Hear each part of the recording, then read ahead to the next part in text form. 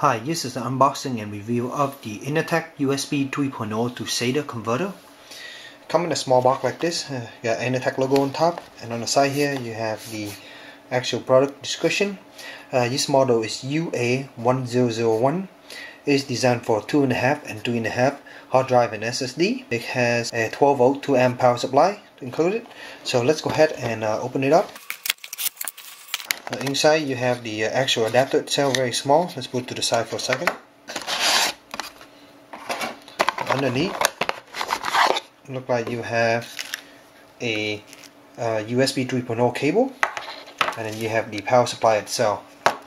I did not notice any user menu or anything like that, but this is a pretty simple product to use. So here's the adapter itself. On this end here you can see the SATA and the power connection. On this end you have the little LED indicator here, and on the back end you have the USB 3.0 port and the port for the power supply, and that's basically about it. So I have an SSD here, which I will test the speed of this USB adapter to see how fast it is. I kind of know how fast the SSD is when plugged into the computer, so that kind of gives me an idea how fast it is through the adapter. So I've been testing the Inateck USB 3.0 to SATA adapter for the past few days, and it's been working really well.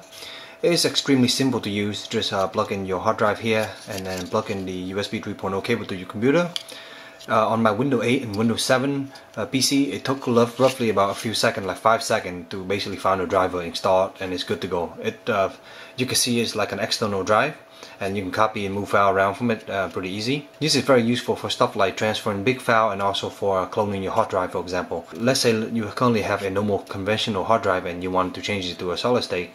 You can use something like this to clone the drive itself.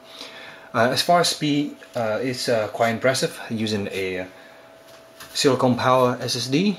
Normally plugging this into my computer, I was getting about 510 megabyte per second read and about 400 megabyte per second write. By using this adapter, I was getting roughly about half of that through the USB 3.0 port. I was getting about 253 megabyte per second read and about 186 megabyte per second write. So as you can see, a very impressive number. So this adapter works really well.